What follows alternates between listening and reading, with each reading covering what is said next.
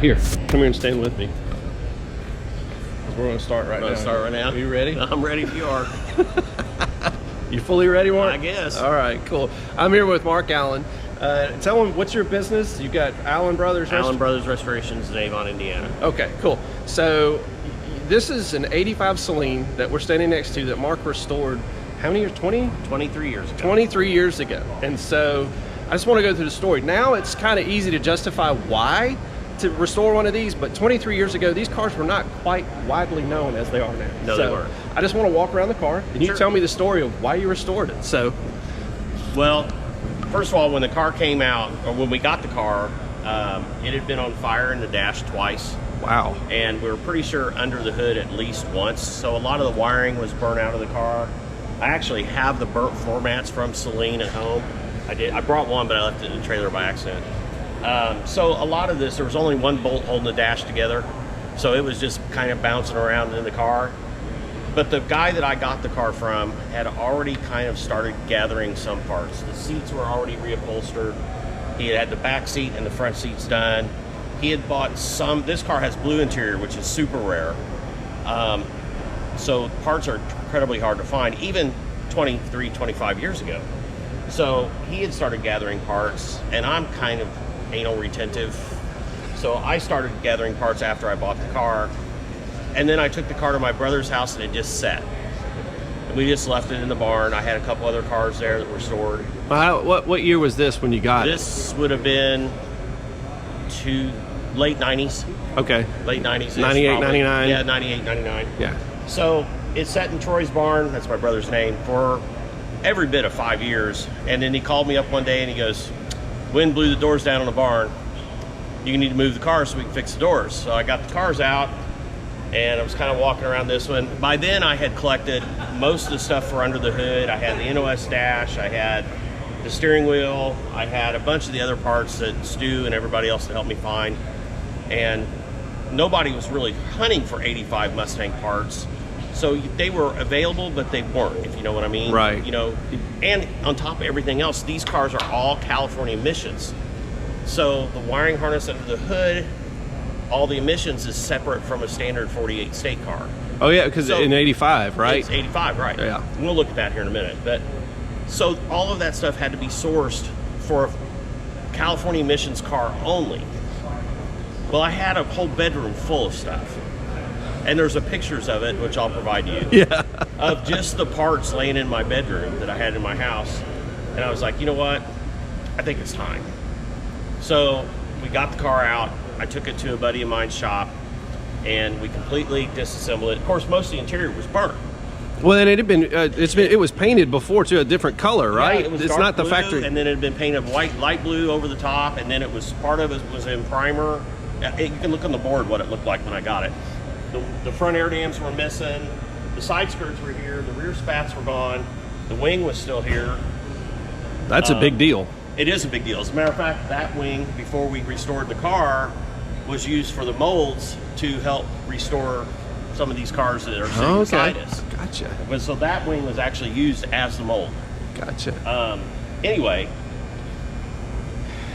I took it all apart, and once I got it apart, I realized it was rust-free. It had been hit in the back lightly, so we fixed that, and it just kind of snowballed into what you see here. I mean, this is NOS restoration, Marc. This is 23 years ago. People weren't doing this to Fox Mustang. This car was painted 23 years ago. You're looking at 23-year-old paint. I mean, it looks amazing. Yeah. I think the thought process to me is like, people weren't doing this 23 years ago. No. Like, this is not a Fox Mustang 23 years ago was just another used Everybody car. thought I was nuts. Yeah. I mean, what I paid for the car, I paid big money for the car when I got it because I knew what it was. I knew it was one or two. Well, that's a story in of itself. Oh, yeah, absolutely it is. Yeah, the car, I probably shouldn't tell the story because he might get mad, but the car was kind of up at the bank, shall we say. Okay, yeah. And I went into the bank and said, because they were going to send it to the auction, and I knew it was going to go because it was burnt. I mean, it barely ran. Yeah. And I told the bank, I went to the bank, and he's like, I don't know where that car's at. And I said, turn around in your chair and look out the window. Because the car was sitting there, and I pulled in the bank parking lot, sitting there in my truck. And I said, hi, you know. And so he came out, and I said, you really think you're going to get what he owes on this at the bank? So I bought it from the bank. basically paid it off and got what you, that worked out for both everybody at bank and everybody. But and like the rims that are on it, some of them were here, some of them weren't, but I had those already restored. So those rims are probably 25-year restoration. So they sat in my house ready to go, and we bought these tires back when you could still get them, because those are what was supposed to be on this car. So stuff like that I bought and kept for years. The air dam was missing. Earl Collins, he's now passed away, he had another 85. He helped us do the molds for that to get the air dams for the front of these. And most of these cars, other than this brown one beside us, have Earl's reproduction air dam on them. Well, you can't find it. This is fiberglass. Yeah, what, half a year only? Right. Really? Well, first maybe 50 cars. Yeah. Maybe. Yeah. Maybe, so, if that. We think probably 20. Because the record keeping at that time for Saleens it's very. I mean, they were trying to get a business started, so it was like build cars. We'll figure it out later. Right, and we've got cars that we know were built. We have no VIN numbers on. Yeah. I mean, you know that as well as I do. But anyway, so it started as just going to get it back together, and then it just snowballed into a complete rebuild. Of course, the motor was shot. We went through the transmission and rear end. But once I got the car apart, we built all those sub-assemblies at the same time. Stu Akers built the motor for me, and Tony Davis did all the machine work, which has done probably 30 cars for us over the years. That sub-assembly was done. So once the car was painted, it was just put it back together, and then literally clean out the back bedroom. And inventory the parts and say, okay, this goes here, this goes here. But we still chasing a few gremlins. When you get in it, you put the key in, the door dings all the time. Somewhere in the wiring, we got one of the wires crossed, so that's something we've got to fix. But again, it's just been in storage for a while. I got it done. We took it to 4 or 5 shows, and then it's been in the garage since. Yeah, I was gonna say the last time I remember seeing this was at a Saleen Nationals, 2008. I would say 15 years ago. Yeah. Well, when I cleaned it to bring it here, that 2008 registration was in the. Oh, was it? It was actually in the car. You know, life gets that way though. You get to where you're. I have other Saleens, as you know. Yes. And being that I do restoration stuff, I'm doing a 67 Shelby right now for a customer. So these cars just come to, like they say, the roofer's roof house, his house leaks, the plumber's got the bathtub plumbing, body shop guys got the cars that don't get out. You're talking to same thing in my world. I've got 3 projects of my own, and I'm working on a client. Guess who's get to go to the back burner? My own. Yes, exactly. That's changing though. But we just kind of went overboard. I don't know, man. Again, I don't think at the same time this car was being built, 85-109, which was owned by Ken McNow, but now I think Performance Autosport owns it. Yeah. That car and my car were both being done about the same time, and Ken lived in Indianapolis, so we kind of feeded off each other. Yeah, that car actually helped assemble this car. It's in another video of mine on the channel if you want to watch it. Yeah. But it was done very well, and it's aged like it looks like it was never restored. It does, and this one's starting to look that way. Yeah, too. yeah. It's very original. Yeah, we did make some changes to it. It's got some engine work done to it. It's got a B303 cam. It's got a spec stage 3 clutch, but I HPC coated the exhaust system because again, 85 only. These cars are carbureted. The exhaust system is a monkey of its own. I have one side NOS exhaust, but I'm missing the other to put back on it. So right now it has Flowmasters on it, but you just can't get it. They don't make it. Well, even 23 years ago, finding that kind of stuff was very difficult. You had to, if you knew how to go through dealership network to find certain things, but it wasn't always Green complete. Sales was where a lot of this car came from. Oh, really? Oh, yeah. I've used them. I was able to get the original part numbers from Stu and to look them up at my Ford dealer. He actually gave me a CD at the Ford dealer when they were closing. I have that. You've got it? I've got a 95 to like 04. I've got the ones for 85 for this. CD-ROM. And it's got all the part numbers in Yeah. it. And I would just sit down at my office when I had a little bit of time and I'd like type in 30 part numbers, and if 4 or 5 of them kicked out, okay, we want those. Wow. And if I just keep running part numbers, I still run part numbers for stuff I have not been able to find. I mean, it's a 1 year only thing with these cars. Like it's the a 1 year, and then it's California only. Yeah. So you're not only 1 year, but you're adding even more to the fire. I mean, for those that don't know, the 85s had tubular headers. Yes. But they had heat risers on them, and then they have one side with what I call a flapper, but it's a valve that. Right. I mean, that's 1 year only. Everything before this was like a log style old cast header. And it's kind of funny, those heat risers you're talking about, they're on this car, but I actually found them. They part number came back to a Ford van. Oh, wow. So I was able to get the right ones. They were too long, so we had to cut them off. But they're for a Ford van. Wow. But it's just weird stuff like that. I would have to say probably the hardest parts for the whole car, and you can look at it, and this is stuff I just found. I was at a car show one time. I actually found NOS blue seatbelts. Those are new old stock. So they're a little dirty right now from sitting, but and you can see the floor mats that were in it. And again, Saleen, blue car, but they never made blue floor mats. So it would have had gray floor mats from the factory. And then there's no... The Formula steering wheel was only on the early cars. Yeah, because that, you know, you could actually find those in the BMW world. Right. And then I think the imports, you're looking at German cars, they put some of those as far as aftermarket, like AMG and that kind of stuff. But the blue is a big deal too, because like these seats are LX. They're LX, and they did not make a blue sports seat, right? No, they did not. They have their LX only. So this material is actually NOS. I can actually do another blue car if I wanted to. Oh, wow. I don't know if they ever made another one that was a cloth interior. The other blue car is that there's only 2 of these colors. The other one is gray interior. Okay. Is it 85 number 55? It's in that PAS collection. Does it have a blue interior?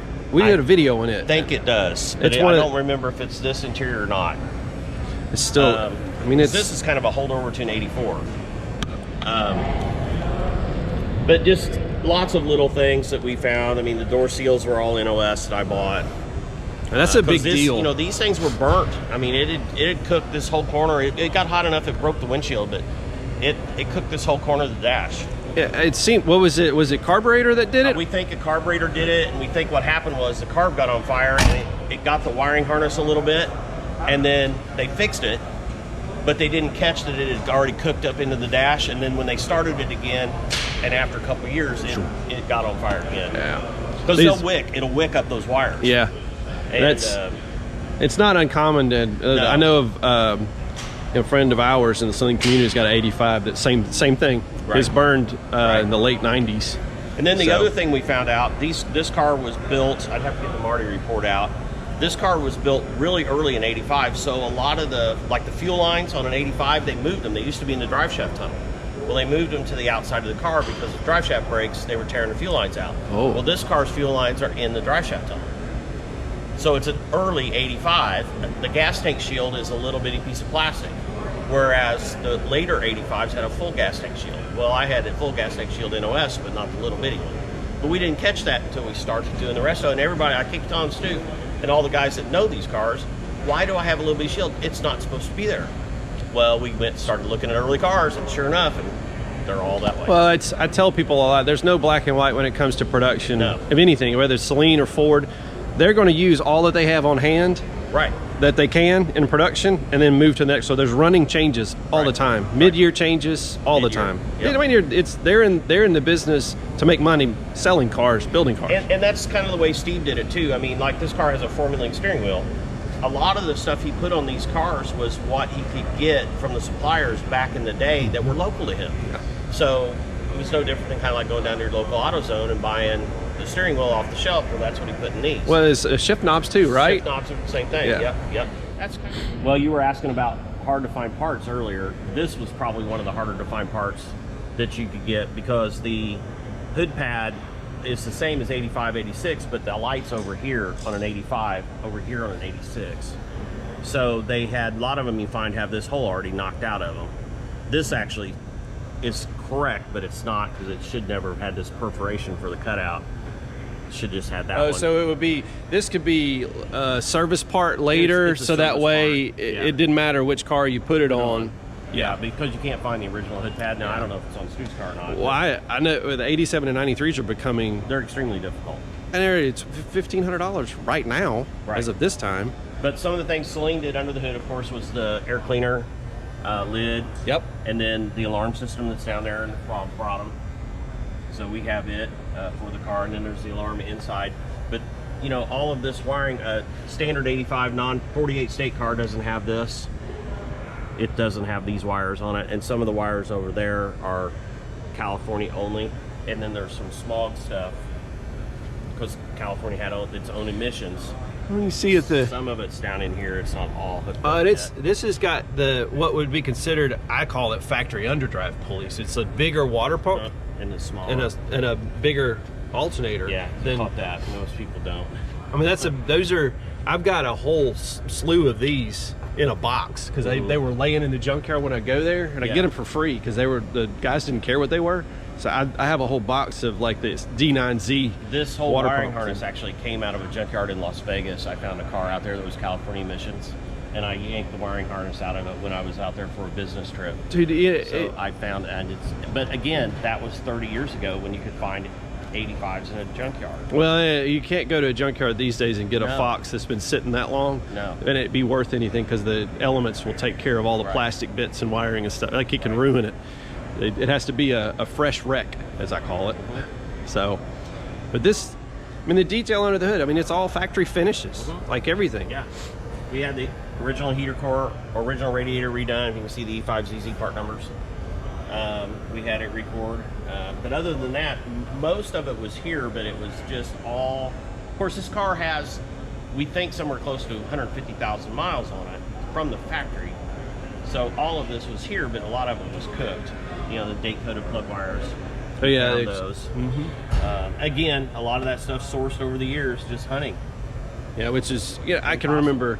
These are NOS. These are NOS. Did you ever do the Mustangs Unlimited catalogs back in the day? You know, we used to get it. Yeah. They were out of Connecticut and somewhere else, but they had like 85, 86, 87, 89, 93 plug wires.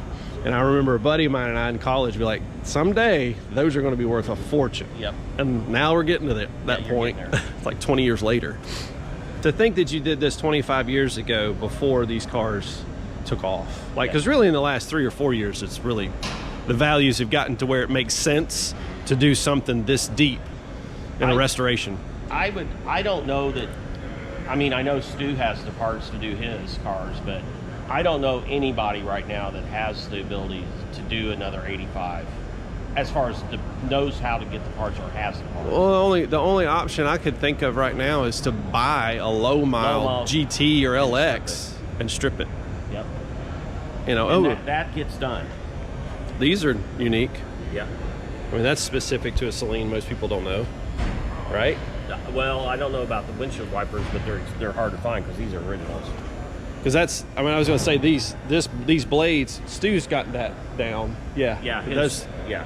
Those are. I mean, that's a part that people don't think, but that's a part of, if you were judging the car. If I were judging the car, I would have to, dock a point for not having the correct windshield wipers. Well, there's some incorrect stuff on it, and stuff I couldn't get. I mean, even 25 years ago, you couldn't get a windshield for these. So the replacement windshield has a little pony right here.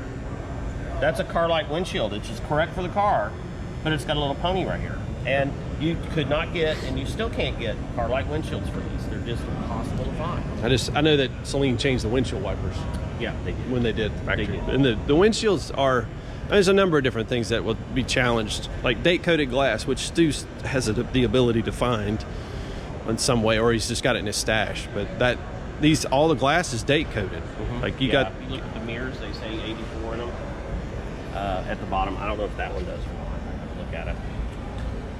Well, in this being an early car, you said, we were talking about that the other day. 84. 84, yeah. Yeah, because it was built early enough that a lot of the parts could sew inside the 84. Yeah.